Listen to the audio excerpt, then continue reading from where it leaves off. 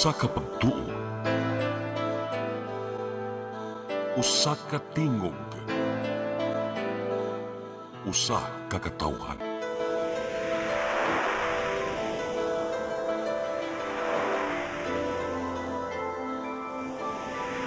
Cebu Catholic Television Network.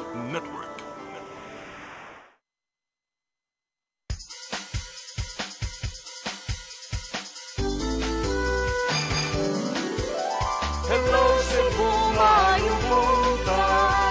Yaksunta ang kahayag nga nagsulit sa matuod, nadagan sa panghitabo. Hello Cebu, maayong buntag Pinoy.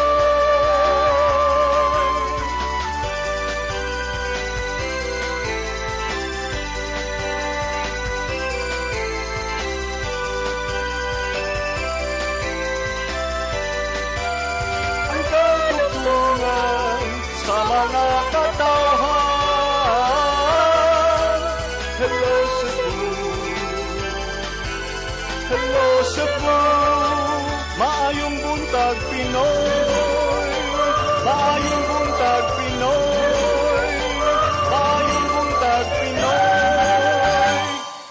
Hello Cebu, may buntag Pinoy. Adlaw karon nga Biyernes, first Friday of the month, pitsado sa buwan sa Mayo tuig 2025. Kami yung mga alagad sa kahanginan. Ako si Malu Inocando Tabar. Ako si Attorney John Destacamento. Banimihantod sa alas 9 karong buntagas itong programang Hello Cebu, may buntag Pinoy. Ato dahil ipadangat atong latest weather update. Ikas pag-asa Mactan, Sir Jomar Aclarino, may buntag. Yes, ma'am. Ug Attorney John, good morning sa atong tanan. Kini itong latest weather update karong adlaw. Ang low pressure area natong gimonitor naa sa 440 kilometers sa may sidlakan ng hinatuan Surigao del Sur ug nakasubay kini sa intertropical convergence zone na nakaapekto sa lalawigan sa Mindanao. Tungod kini sa low pressure area ang tibuok Central Visayas, lakip na ang probinsya sa Cebu ug diri sa may silangan bahin sa Kabisayaan, makasinati kita na medyo mapanganuron ngadto na sa madag-umon na kalangitan ug naay mga pag-uwan ug kini mga thunderstorm ug na kini sa low pressure area. Padayon ta mag-monitor sa atong gi-issue ng mga thunderstorm o kining rainfall advisory, lakip na ang color-coded na heavy rainfall warnings o sa latest update kining low pressure area. Posible pa kini magpauwan starting today up to weekend diri sa Visayas. Hinay nga ito na sa kasarangan ng hangin masinati sa Visayas ug kadagatan, malinawon nga ito na sa kasarangan ang pagbalod. Temperatura sa Cebu 27 to 32 degrees Celsius, natay forecast maximum heat index sa Cebu na moabot sa 38 degrees Celsius ug under kini sa extreme caution na category. Haring adlaw mosalop alas 5:56 sa hapon, dagat muta o balauna 3 sa hapon, muhunas unya alas 9:03 sa gabi. Philippine Standard Time alas 8:07 sa buntag gikan diri sa Mactan, pagka sa Visayas, DOST Jomar Clarino. Daghang salamat Sir Jomar Clarino ug maayong buntag yung tanan dinas pag-asa Mactan. Karon aritas tong front pages sa mga pamantalaang lokal ug nasyonal atong sugdan sa Sunstar Daily. Sa Sunstar Daily, uphold rule of law in Gwen's suspension. Sa Super Balita, hair dryer hinungdan sa sunog. Sa The Freeman, Ombudsman defends Gwen's suspension. BBM says due process. Sa Banat News, retired maestro apil og kasunog gituuhang tungod sa kandilang natagak sa carpet. Sa Philippine Daily Inquirer, highest illiteracy rates mostly in southern Philippines. Sa The Philippine Star, DA defers full rollout of 20 peso rice to May 13. Sa Manila Bulletin, Marcos assures workers' wage concerns are being addressed. Og sa Tempo, special team probes Dayang's murder. Mao gatong front pages sa mga pamantalaang lokal ug nasyonal. Sa mong pagbalik ka maipadangat kaninyo mga balita nga nahipos sa tong kaubanan sa CCTN News and Public Affairs team. Please stand by. Hello Cebu, hello Cebu, maayong buntag Pinoy, maayong buntag Pinoy, maayong buntag Pinoy.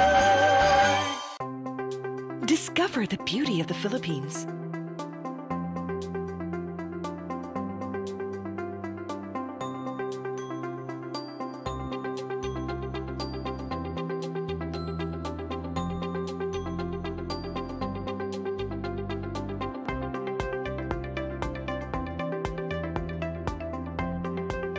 with Philippine Airlines, the country's flag carrier.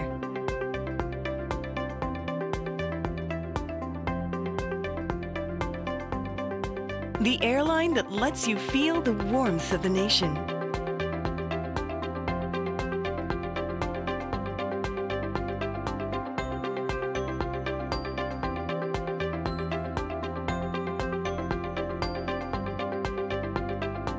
Mabuhay!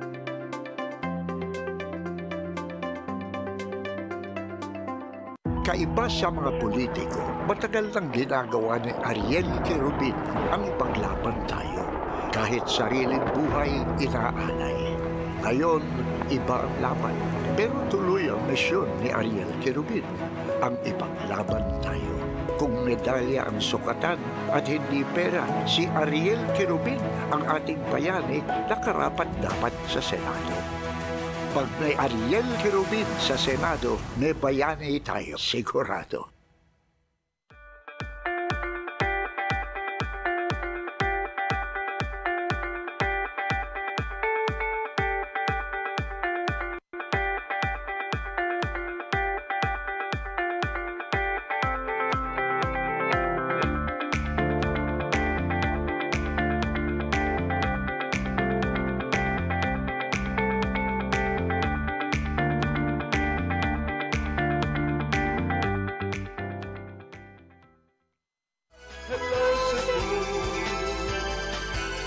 Hello Cebu, maayong buntag Pinoy, maayong buntag Pinoy, maayong buntag Pinoy.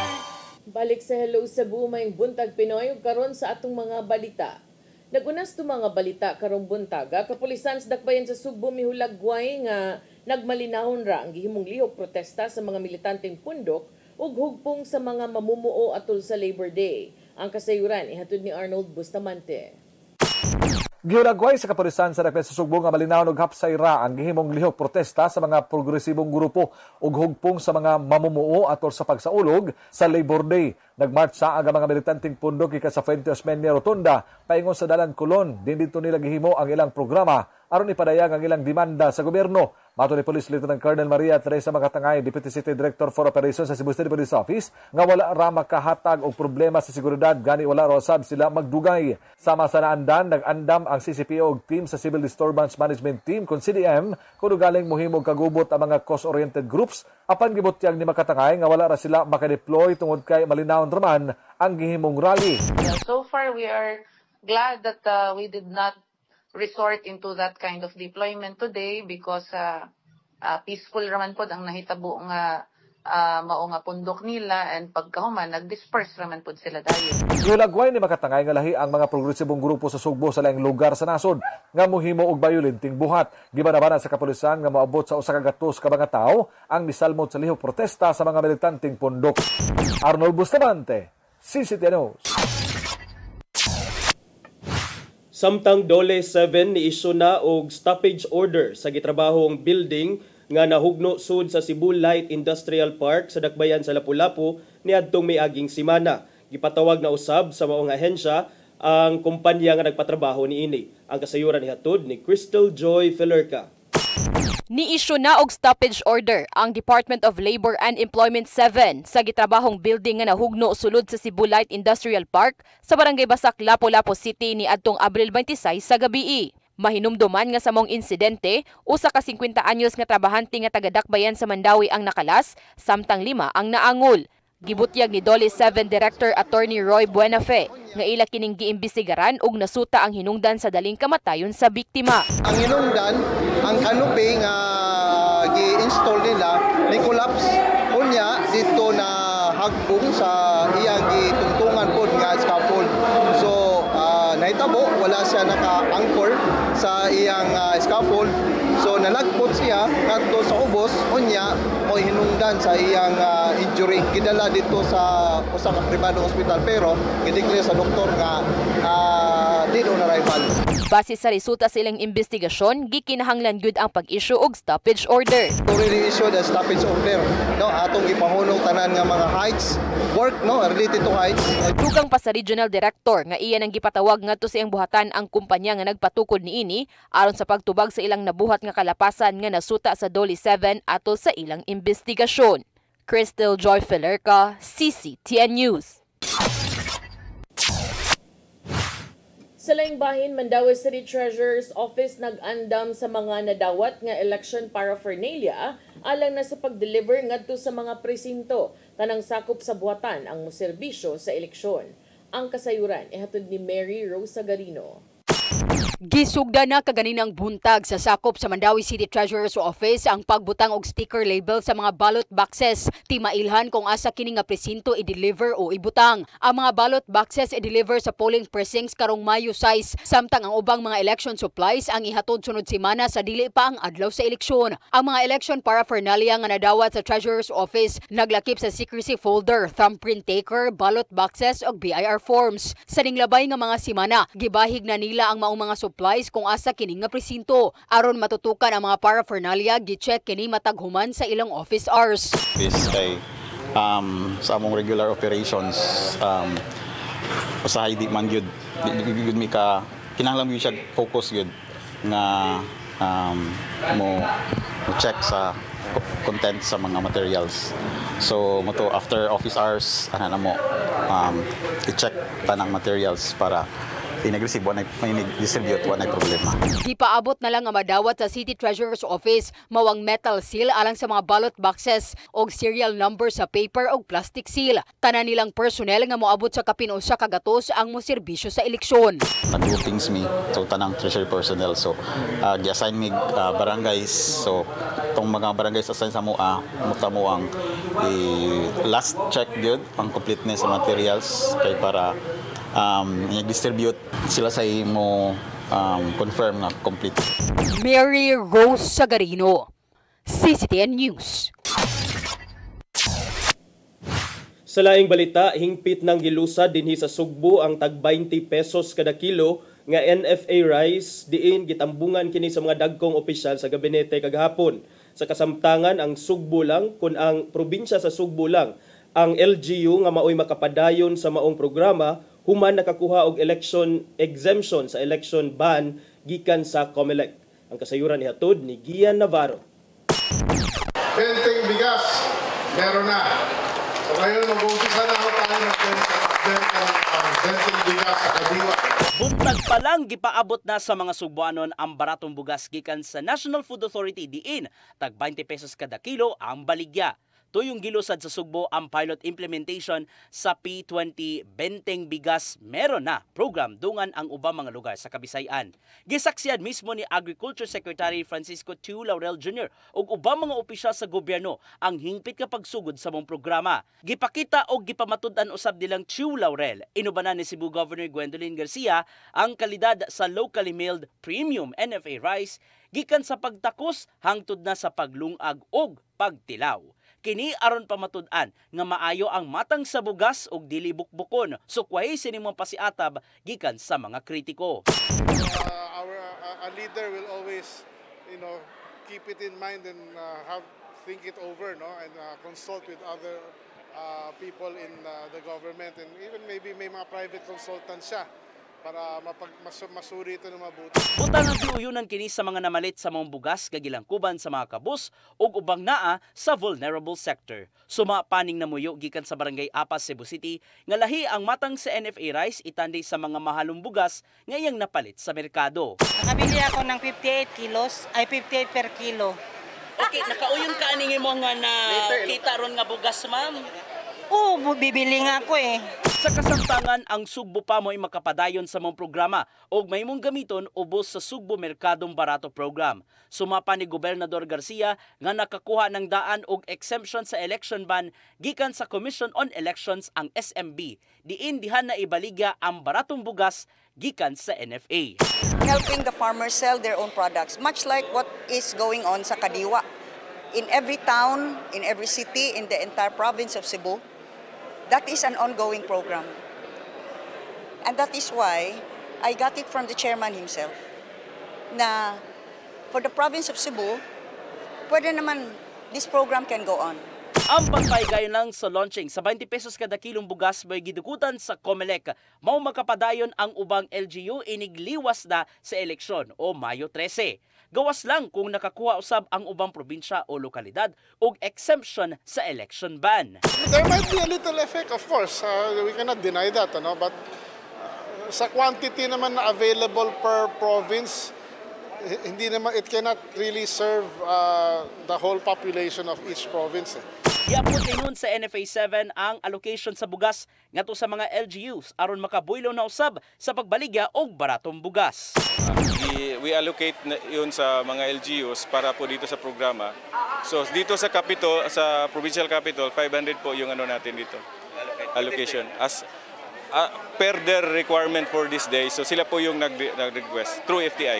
Sumling himugatan sa mga opisyal nga walay sagol pa politika ang baligyang baratong NFA rice sanglit katumanan man kini sa inimong saad ni Presidente Ferdinand Bongbong Marcos Jr. Let us not prolong the suffering of the Filipino people. They've been waiting for this for too long. And every day is precious to them. So, Secretary, hindi tayo kanina kasi mabilis na at least for the province of Cebu sa Sugbo Merkadong Barato, we can go on with an ongoing program. Ian Navarro, CCTN News. Sa atong katapusang balita, buhatan sa Holy See nangandam nas mga kalihukan nunod sa nagkaduol nga conclave o eleksyon alang sa bag-ong Santo Papa. Sugdan kini sa usa ka santos nga misa ug manumpa ang mga kardinal una pa sila makabutar. Ang kasayuran ihatod ni Gian Navarro.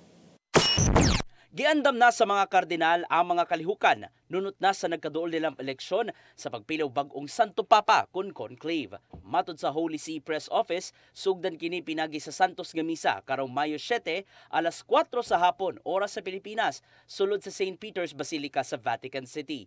Panguluhan kini sa dekano sa College of Cardinals nga si Cardinal Giovanni Battista Re. Human sa Santos nga misa, litukon sa mga cardinal electors ang ilang mga pag-ampo ug pagpanumpa alang sa hapsay nga dagan sa proseso sa conclave. Ilang panumpaan at tubangan sa Ginoo ang kasagrado ug kasikreto sa ilang himuong desisyon inubanan sa gahom sa Espiritu Santo. Apan sa dili pa ang mismong adlaw sa eleksyon, manumpa usab ang mga nangulo sa conclave karong Mayo 5 sa gabii, oras sa Pilipinas, sulod sa Vatican Apostolic Place. Saksihan ninon kini sa mga kaparian, kabadrihan ug uban pa mga laiko nga ana sa maong dapit. Hugot ang seguridad sa palibot sa conclave, ilabi na ang Sistine Chapel, diin hilabiang kahilom ang ipatigbabaw, inubanan sa disiplina sa mga kardinal. Nanang panahon na isulob sa mga kardinal ang ilang prescribed nga vestments, hangtod nga makasugod na sa labing mainungdanong proseso nga mao ang ilahang sagradong boto. Gian Navarro, CCTN News. Mao katong mga balita nga nahipo sa itong kaubanan sa CCTN News and Public Affairs Team. Yung katong nakita kagahapon sa mga balita sa Sayri 47. So magtuki sa ta, attorney, sa dili pa ta kung ano, ubay-ubay pa ato ang oras, no? Yes. Atong unahon, kining kanang gyud kay naningog sa Facebook, daghan na kay expert, daghan kay mga dili abogado pero murag abogado, daghan kaayog mga mupadayag og suporta, daghan sag magbugal-bugal. Pero kagahapon on a holiday May 1, daghan sad ang nangutanang legit ba ni unya ang ending legit gyud di ay. Tungod kay no less than the president himself ang miluwat gyud og pamahayag sa iyang social media account ug nag-address kini sa preventive suspension nga giluwatan sa Commission on Elections sa Office of the Ombudsman batok kang Gobernador Gwen Garcia. Iyang giingon, importante kuno ang pag-uphold sa rule of law and ensuring that that due process is followed. I don't know if sakto ba ni yung gibuhat considering that the ombudsman is a constitutional, di ba? Independent of his power, and what would be the point, no, of saying this? So iyang tawag ang atensyon sa kanang timing matud pa sa suspension kay kanang duol na lang kuno kaayo sa sa eleksyon. So, if ikaw ang gobernador, unsa sad imong bation, no, nga ang presidente mismo maoy ni padayag o pamahayag unya kanang ako gitong gitan-aw kay daghan lagi nang utana. Unsa man ni kanang legit ni? So tanaw ko sa PCO, dili wala man. So sa iya gid ang social media account nga niingon siya nga, and then the words ba, let me be clear. Ingon ana man gud, let me be clear. In a time like this, so close to the elections, it is vital that we uphold the rule of law and observe due process. Any action that affects the mandate of a duly elected official must go through the proper channels and in accordance with the Constitution and the Omnibus Election Code. So ako nagwonder sad ko, how can you cite the Constitution and then call out an order issued by the Office of the Ombudsman? But iyas ang giklaro sa iyang statement nga ang gobernador nakaserbisyo sa Sugbo with strength and consistency. Unya, until all legal questions kuno, libot aning maong suspension maresolba, angay kuno matud pa nga siya will be treated fairly and with the respect owed to her office. Ningon siya, let us not allow politics to get in the way of public service. We must always be guided by the law, by prudence, and what is best for the Filipino people. So, mao to iyang pamahayag.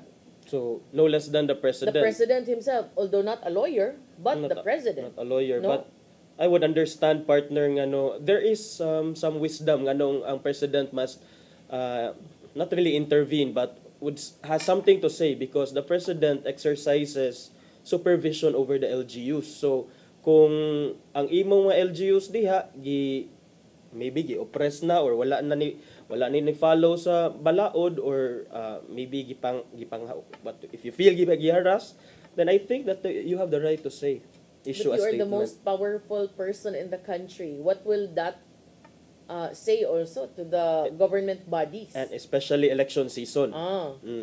Well, kana siya, and then after, doon na siya luwat nga pamahayag ang no less than the brother, the youngest brother of the governor, who is a bar top notcher. And daghan ang nakugang, but daghan sad akong gitan-aw sa comments ang niingon nga sakto, and some even calling out Byron nga Byron is not helping. Byron is the other brother, the elder brother. I thought you were referring to Byron. So you were referring to Byron. I'm referring to the bar top notcher who is the sitting congressman of the 3rd district. Kay niluwat siya pamahayag unya niingon siya kung naning basahon in toto, no? Niingon siya, my sister Gwen and I have not always agreed on everything. In fact, we've had and we continue to have. Kani, this is very meaningful. Kay, kung sa Bisaya pa, dili may kanunay magkasinabot. Doon na mi, ug nagpadayon mi nga naay mga diferensya, disgusto. Ingon siya, but why bisag usa? Ug dili isad yun ako ang makaduda nga daghan siya nabuhat para sa Sugbo, ug why bisan usa matud pa nga maka-deny sa extraordinary work and service nga nabuhat sa gobernador para sa lalawigan. And then, Congressman Pablo John Garcia says, like all the other storms in her remarkable life, this is something I am confident she will weather. And one from which I am convinced she will emerge victorious. And then, giingon, she will continue to have my unwavering support as candidate for governor of the province of Cebu. But ang thrilling is ang second to the last, kaya niingon siya, my hope and my unsolicited advice is that she comply with the ombudsman's order, reserving all legal arguments and remedies for future pleadings and actions in the courts. I wish that she will use this time that the ombudsman's order affords her to do what she does best, to circle this whole province, reach out to all Cebuanos, press the flesh, and win hearts and minds for herself and for our beloved party, One Cebu. So, gusto niya nga mo follow lang siya sa ombudsman order, meaning dili niya i-defy ang ombudsman order. Whatever, kung doon na siya mga kuan, kung doon na siya wala na uyunan, si Gov Gwen, ipaagi lang pinaagi sa legal nga pamaagi. Later on, if na gani. Manay unsolicited advice ni Kong PJ sa iyang igsuon. Maguwang na si PJ ni Gwen. Manghod. Si Kong PJ is the youngest. Si Gov Gwen is the eldest. I see. So tanaw nato sad kung ang maguwang mapatuo ba sa manghod. Kay that's kuan sad. Actually it was ang statement ni PJ gahapon kay murag it was for me it was unexpected nga in ato yang unsolicited advice given what happened in 2012. And secondly, it was unexpected but kuna siya wisdom sad at this time because it can possibly backlash if Gwen will try to hold on to her post despite the ombudsman's statement, which speaking by the way of ombudsman kagahapon do na say issue sa siya pamahayag. Issue sa siya pamahayag. Attorney man ka mas murag makaingon gyud tag kini kanang lahi pod murag nakaanag first time ko nakadungog nga ang ombudsman mutubay og kuan ha buruka. Tinuod. Actually 2 pages ni ang taas partner pero ato alang lagi. Taas and then on a holiday gyud Labor Day pero iyaha gyud ning gigastuhan og kusog og kining kuan pag-issue og press statement kagahapon matud niya nga the public declaration of suspended Cebu Governor, gitawag niya suspended Cebu Governor Gwen Garcia that she will remain in office notwithstanding the valid suspension order issued by the Office of the Ombudsman that was implemented and served upon her, did not come to us as a surprise. Kay dili na lang nako ni basahog maayo pero did not come as a surprise because doon na may nahitabo pag 2012 the same ombudsman came up with an order suspending the vice governor. Unsay nahitabo ato? Existing daay gihapon ang suspension order pero wala daay kuno to na implement by the House of Representatives. Yung saon taman nga dili na maron siya kining naglingkod isip congressman. So, with all due respect, we view this as a misplaced request for an opinion. Well, he was commenting to the move of Garcia's camp, Gwen's camp, nga mangayo siyang opinion sa DILG before siya mopatuo sa ombudsman's order. Matod ni Ombudsman Martires, with all due respect, we view this as a misplaced request for an opinion because aside from the Supreme Court, the only government agency tasked to implement and interpret the Omnibus Election Code is the COMELEC ug dili ang DILG. Then she further claims that the office vested with authority to serve and implement the orders of the Ombudsman is the DILG and the PNP. Is the good governor stripping the Ombudsman of its inherent power to implement its orders, decisions, and legal processes? Kay in practice, well, mangayo magyud sila og kuan ko no mato di Martires. In practice, yes, mangayo mig assistance sa DILG, mangayo mig assistance sa police, pero that doesn't mean that we ourselves cannot implement our own orders because that will render us powerless kay mo mig order na di mi maka-implement. In fact, naigo pod nasungagan pod sa statement sa ombudsman ang even DILG kay ang giingon and the PNP kiningon siya nga sa una amo nang itugya nila di man maabot. Sumurag, ano po, ngitkit sa dang ombudsman da. Base sa katong we would like to assure the good governor nga, ay, di ba, request ni Presidente Bongbong Marcos, grant her due process. Ayaw mo anang precipitate nga i-suspend lang siya without giving her the opportunity to defend herself. Pero matod sa ombudsman nga, under kuno sa Republic Act 6770 or the Ombudsman Act of 1989, the ombudsman or the deputies can preventively suspend an officer or employee under their authority pending an investigation. This can be done if the evidence of guilt is strong and the charges involve dishonesty, oppression, gross misconduct, and neglect of duty, or if the respondent's continued stay in the office might prejudice the case. The suspension without any pay can last until the case is terminated by the office of the ombudsman. But wala lagi diha wala man it doesn't kuansad wala giingon nga pwede sad ka maka suspend gihapon bisag election season. That is the general power of the ombudsman under the Ombudsman Act. But mo na sige tan-aw na to kinsa joy sakto ninyo by going to the correct forum. Unya, later sad in the evening ni luwat sag pamahayag iyang anak who is now the Secretary of Tourism, but of course you would expect that no kay imom ng anak. What was unexpected was the statement of the brother which was contrary to all of the messages of support nga, we stand with you, mauni-maun na. So then, makaingon ko nga, remember, out of all your siblings, kinira ba ang Bartap na chair? So then, I would think, nga siya maoy, mas nakahibaw, no, kung unsa legally ang sakto. Well, I don't know, kung mutingog ba si Attorney Winston Garcia, considering kanang lawyer pud siya, we'll see. But for now, ang nitingog si Congressman Pablo John Garcia, ug ang anak ni Gov Gwen nga si Attorney Sad Cristina Garcia. So nagkaduol ang eleksyon, nagkalami, nagkaaligre. Nagkainit. Pero maura gid na ako hinaot untang nga kung unsa na inyohang mga passion nga ipakita karon, hinaot untang di umuhupas inig huban sa Mayo 12. Kay lami kaayo baya atong mga mga delivery, mga pamahayag na to din sa atong mga gustong mahitabo, no? And I think that's very much welcome. People need that.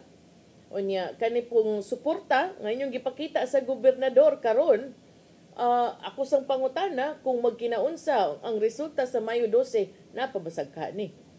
Mao gyud.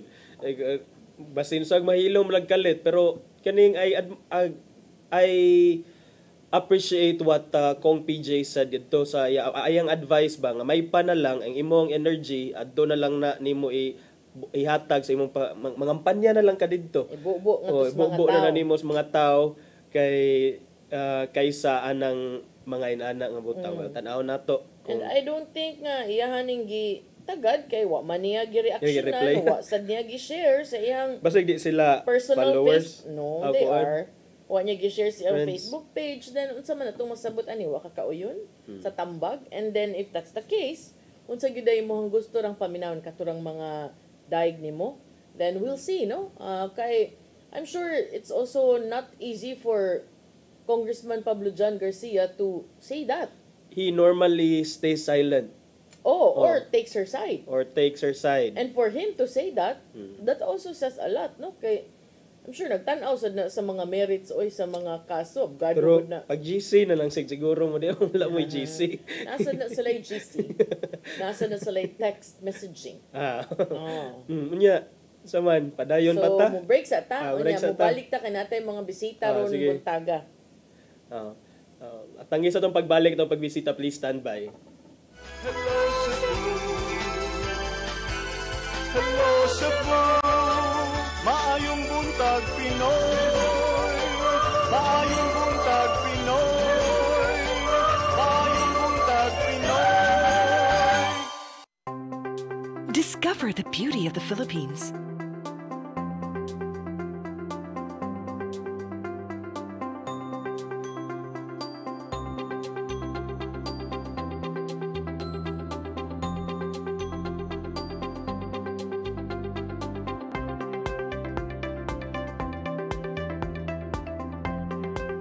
With Philippine Airlines, the country's flag carrier.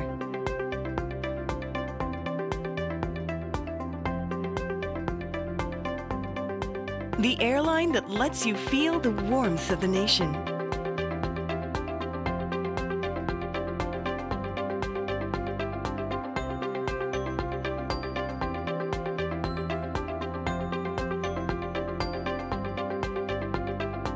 Mabuhay!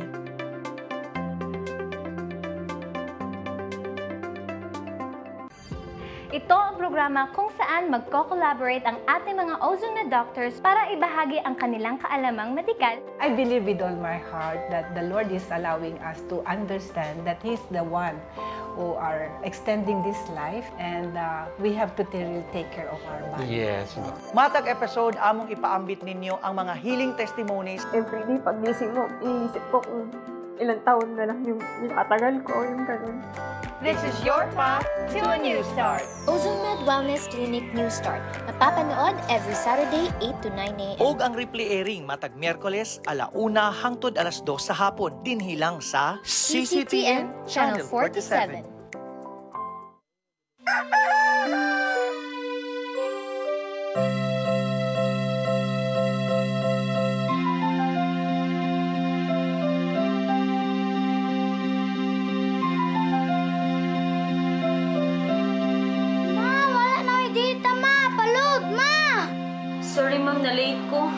makita pa mong gugod para internet sa kong anak, ma'am. Ay, wala na yung problema. Pag Sinisibu! Sinisibu, Sinisibu. For your internet connection. And for the signal of your cable TV. So fast and straight, the transmission to your home. Sinisibu! Sinisibu, Sinisibu. Offers you to have fiber optics. For your viewing experience, perfect and clear so far. So great and affordable for you to enjoy. Sinisibu. Sinisibu Television Network Incorporated offers fiber to the home broadband internet bundled with fiber to the home cable TV connection. Sinisibu Television Network Incorporated with its operation in Metro Cebu and the whole province of Cebu soon. And affordable for you to enjoy. Sinisibu! Hello Cebu, hello Cebu, maayong buntag Pinoy, maayong buntag Pinoy, maayong buntag Pinoy. Balik ta sa Hello Cebu, maing buntag Pinoy. Nya partner kasama na anda na atay bisita dinhi sa atong studio karong buntaga partner. Kauban na to karong buntaga usa sa mga magpapili no pagka konsihal sa taas ba kay tong shooting Mayor Mike partido Barug Bagong Subbot Team Rama. Oh, kompleto kayo sa North District ni siya unya kanang kuan sad ni siya kanang nailhan sad ni siya kaayo for the past years nga aktibo kaayo sa kausa sa mga vendors. Mga manindahay. So kauban to karong buntaga si Konsihal Maria Pino Buanghog, ma'am, may buntag ug welcome sa Hello Cebu. May buntag kaninyo, ma'am, sir, sa inyo salamat sa inyo ang pag-invite na ako karong buntaga. Sige, attorney. Kumusta? Kumusta? Wala ba na tingog? Wala na tingog. Ano wala naman kay tingog, ma'am? Diin mo gahapon o gabi Amo man tong ika-14 nga anniversary sa Partido Barug. Amo na lang sa itong nakahimuslan na himong mura na mo sa kanang meeting di Abansi. So nag-meeting di Abansi mo gabi. Wala nahurot ang tingog. Nahurot ang tingog. Diin man igipahigayon, ma'am? Diya na magipahigayon sa atubangan sa provincial capital. Kato di ay gabi gatong rally atubangan sa Kapitolyo. Oo, atubangan paglabang yun na kanang kuan diha flagpole at down na siya. So diha gid ni tahigayon. Nya pasalamat sad ni kay na tagan-tag kay gayunan nga diha sa namo napadayag ang among mga supporter nakakita sa Samoa. So salamat sa kay tanan. Nya ma'am sa mga wala pa nakaila nimo pwede ka magpaila-ila sa mga viewers nato nga wa pa nakaila nimo og unsa may imong ma-offer sad sa konseho sa Sugbo in kaso og kaluy-an ta nga makadaog. Sige. Ako sang sugdan siguro sa akong pangalan. Tungod kay kani akong pangalan ilado kay sa ngalan Maria Pino. Pero diha sa baluta ang akong pangalan Maria Pino Buanghog. Ako di ay usa ka tindira di Scarborough. Di ako nang inabuhi, payag sa akong mama kaniadto. Pobre man ni, akong tatay mag-uuma. Pero wa nagtasabot sa atong kapobre, di wa tay tangandoy. So kuyog ko sa akong mama, naninda di Scarborough. Hinay-hinay, ning eskwela ko, pag-college na ko, nakahuman dyan ko duha ka kurso. Una na ko naman, social work.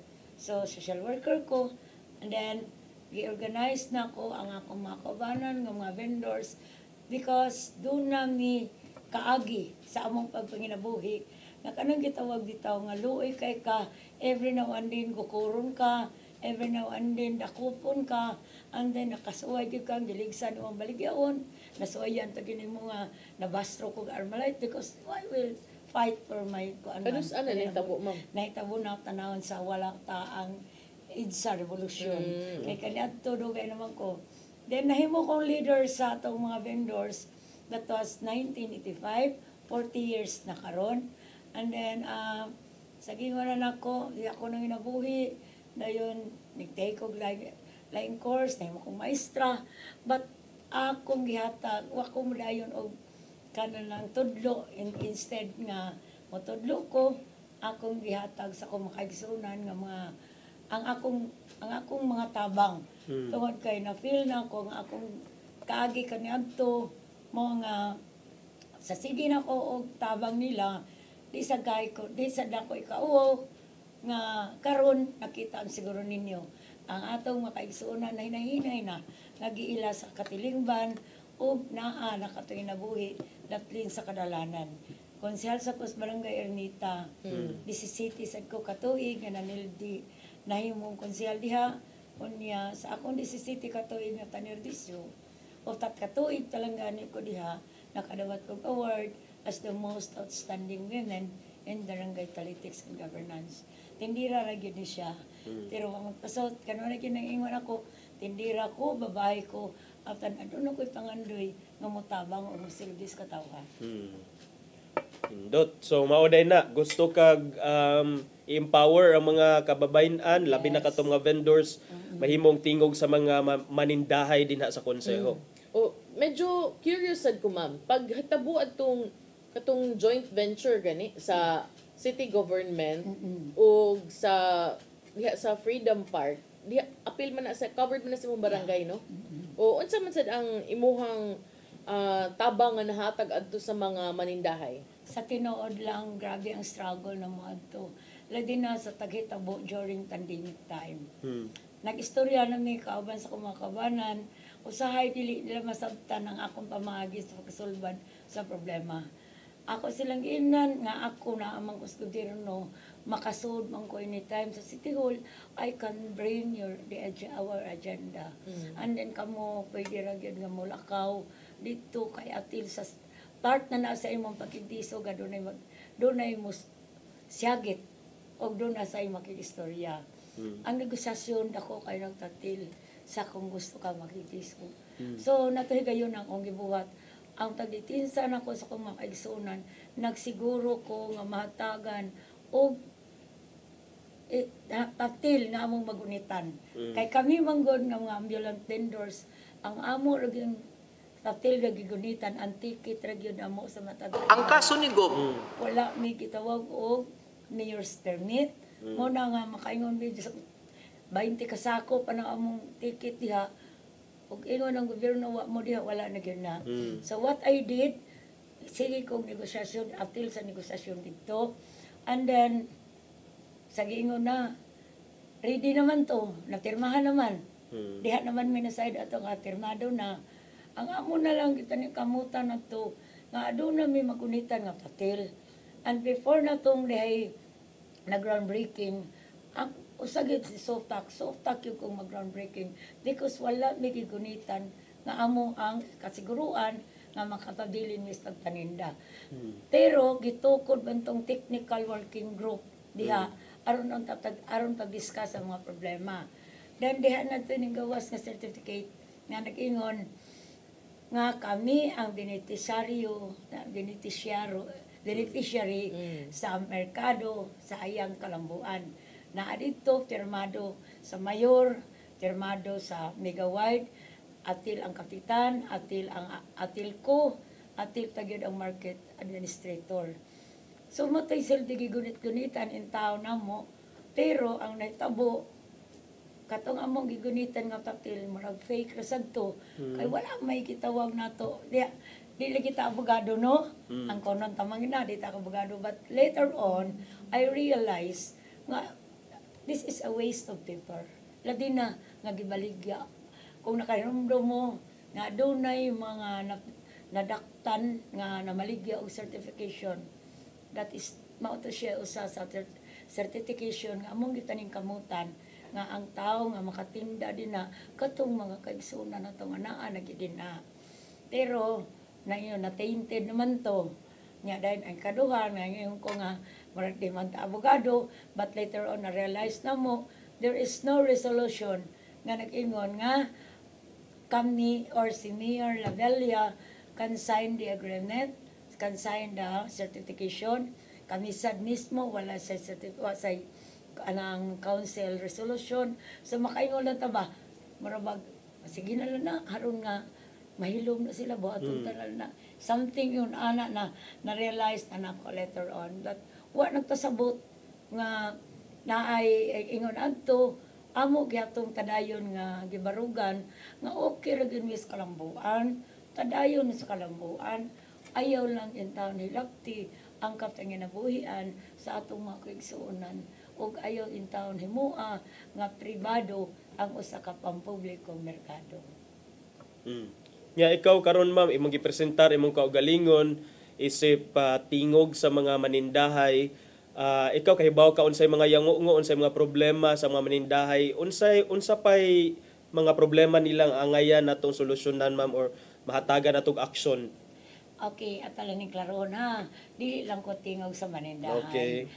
Dili lang ang ako gidala kinatibuk-an na. Okay. Tungod kay ako manggidala, ako maniki gihimo nga usa ka advokasya, ang usa ka kanang gitawag natong ilhon ang katungod sa atong mga gagmay mga negosyante. Di lang siguro ang manindahay, ang mga gagmay katang ginabuhian until na nga atong mga urban tour o ang atong mga senior citizen.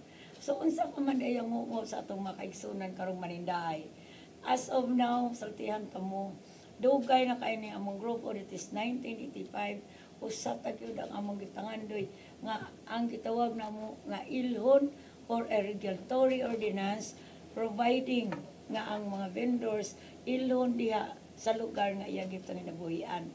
That sad to say, wa pa maabot, pero bisan tinuod ug wa na naabot sa among taning kamot. Nganong wala man na naabot ma'am nga kadugay since 1985 nya angtod karon wa gyapon sila na unsa may giingon di sa city government nganong not only the city government but because we are using the streets and sidewalks matud ka diya sa usa ka National Highway Act nga nagingon sidewalks and streets are beyond the commerce of man, which is amo na siyang dawat.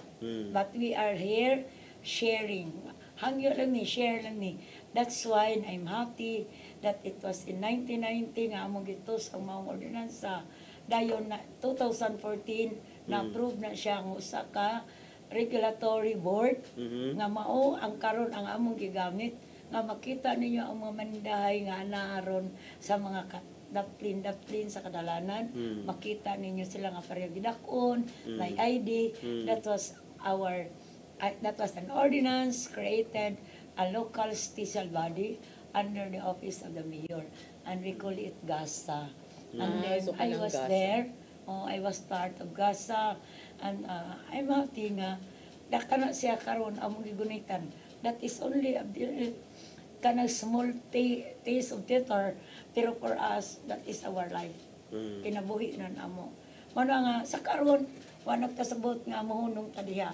Tadayon ta sa taglihok ug laglantaw unsaon ta nato nga mapalambo ta ang atong kausa atil na unya ngadto sa kabaranggayan atong siguroon nga ang kinabuhi sa usa ka tawo panginabuhi niya mo'y atong siguroon nga atong hinahinay tagsaka kay wal mo saka ang panginabuhi atil na ang tibok pamilya mingon ana nga ako mga pangandoy.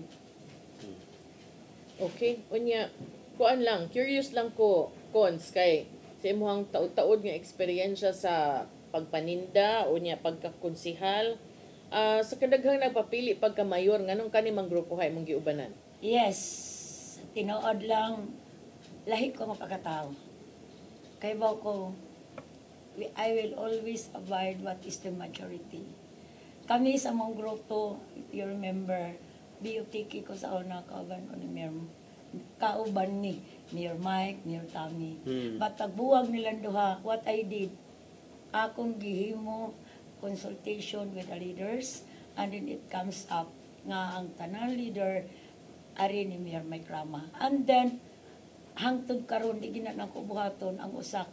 Kanunin ang akong buhaton. Being a leader, you must not be an authoritarian, democratic way of leadership ang akong gihimo. Karon mayon ngano na amo jud kong Mike Rama personally, no? Personally ay ako jud ikapanghambog nga si Mayor Mike Rama usa sa dako kayo natabang sa among kausa. Kay kanunay man gyud naa siya sa among panginahanglan kanunay maminaw siya kung naa may mga katuyuan. Being a counselor, di na ko kalimtan nga diha sa panahon nga masunog ang mga ermita, unang tao nga maabot sa mga barangay may krama. Kinsay nakapabuhat sa mga eskwelahan. That is a dream for us in Barangay Ermita because Barangay Ermita gamay kayong lugar. Pero nahimo ang usa ka eskwelahan because of my krama. So kung ma-remember mo nga kami malalutsan ni warrant of arrest because doon ni file of case against namo regarding atong giingon nila nga wala ni mo assess kaming tanan nga mga barangay official wala mo assess sa drugs. So, and in that day nga diha niabot ang warrant of arrest, my krama was there. So every time si Imo Crotinta nga mo'y amo ang giila nga among amahan labi na sa mga vendors. Dihang kita tayo si Mayor si Imo Crotinta, Mayor may krama naadayon sa lugar, iyang gi-comfort ang family and he was there always every day sa pag-comfort sa family kay lisod kayo ang mga pangitabo at kayo na. So that's why mingon ni Mayor Mike Rama is a leader but is a friend and a family for us. Manangaamo siyang gipili. Okay. Unya wala tay oras ma'am imuhang mensahe sa atong mga viewers labi na sa imuhang mga supporters sa Norte Distrito. Ang ako lang hangyo no padayon lang gid siguro kitang tanan mayudusi ang pinaka-importante atong i-exercise ang atong katungod. During the time, usa kita katinuod nga Pilipino, kay atong ika-express og unsa ang naa sa atong kasing-kasing o gunahunag. Ayaw mo tatudlo og tao. Ayaw sa ibaligya ang inyong prinsipyo. Ayaw ibaligya ang dignidad. Kay once nga ibaligya na nimo sama ra ka sa kabatayng buwi nga naglakaw-lakaw diha og dili na ka usa ka tinuod nga Pilipino. Hinaot na magkuyog ta kung kanina sa inyong nadungog karong buntaga ang numero 9 sa Baluta, Maria Pino Buanghog. Daghang salamat. Daghang salamat, ma'am. Unya, good luck sad sa Mayo 12. Oo, unya, wala naman tayo oras itong ipadangat ang giandam ni Tatay Dodong ang iyang pulong o kinabuhi.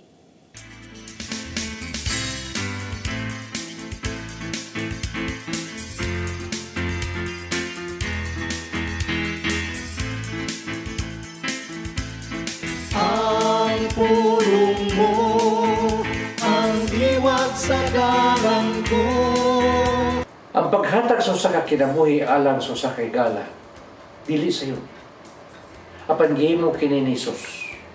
Sa Juan 15:13 nag-ingon, ang labing dakong gugma nga ikahatag sa usa ka tawo ngadto siyang higala mao ang pagpakamatay alang kanila.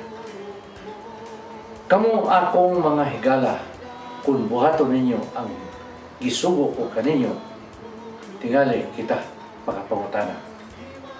Ana ka ba karon ang panahon nining mao kinaiha? Ug nganong gisugo man kita ni Jesus sa paghimo nining buhata? Sa ato pa diay kini ang gihimong sumbanan sa Ginoo sa atong gugma, sa atong sikingan. Kay siya mismo bibuhat man usab nini tungod siyang gugma kanato. Way sapayan ni Jesus ang kamatayon sa krus. Tamis niya kining adlaw. Sa Juan 15:13 nag-ingon, ang labing dakong gugma nga ikahatag sa usa ka tawo ngadto siyang mga higala mo ang pagpakamatay alang kanila. Kamo akong mga higala kung buhaton ninyo ang gisugo ko kaninyo. Tingali kita makapangutana, ana pa ba karon panahona kining maong kinaya? Ug nganong gisugo man kita ni Jesus sa paghimo nining buhata? Sa ato pa ay kini ang gihimong sumbanan sa Ginoo sa atong gugma, sa atong isikaingon. Kay siya mismo mibuhat man usab nini tungod siyang gugma kanato. Way sapayan ni Jesus ang kamatayon sa krus. Tamis niya kining gidawat tungod siyang gugma kanato. Sa 1:15:9 nag-ingon, nahigugma ko kaninyo, ingon nga ang amahan, nahigugma ka na ko. Pabilin ka mo sa akong gugma. Kato lamang tao nga doon ay gugma sa Ginoo, siya kasing-kasing ang andam nga matubang bisan sa kamatayon. May so, mo kini ang pulong nga naghatag og giya sa atong kinabuhi. Pagampok kita. Nang itong amahan, dili sa iyo ng imong gibuhat, alam ka na mo. Dili kami takos tungod kay kami mga makasasala. Gugma ang hilabihan nga natukod kanimo. Unta, asuklian usab namo kining dakong sakripisyo nga imong nabuhat. O higugmaon ka namo tungod kay una mo kaming gigugma. Amen. Ang samahan sana. Ang pulong mo, ang iwag sa ko. Pulong kinabuhi ni Tatay Dodong Limchua man nagtapos sa itong tulumanon. Dagang salamat sa Philippine Airlines. Happy watching sa akong nanay ug tatay diha sa Daan Lungsod, Medellin. Ako lang i-greet kay nanganad man. Pero happy watching diha nay tay. Salamat sa pagtan-aw. Good morning sa ninyo diha. Imna ang tambal. Salamat. Oh, tatay ka stricto bitaw. Sakto gyud tay kay ang maintenance tay kinahanglan i-maintain. So imnon jud. Yeah. Thank you Archbishop Jose Palma, Nanay Diana Limchua ug Tatay Dodong Limchua. Thank you Sir Dennis Tabar, mga kaubanan sa DOC, Sir Robert, Miss Inday, Sir Matmat, Miss Mabel, Miss Joanne. Sir Michael, Sir Rodel, Sir Raymond, Sir Bruce ug Sir Ferdy, salamat. Salamat sa iyong papakiguban. Ako si Maluy Nocando Tabar. Ako si Attorney John Destacamento. Friday man ron, Attorney, no? Oh, Friday ron. See you next week sa itong programang Hello Cebu. Mayong Buntag, Pinoy. God bless us all.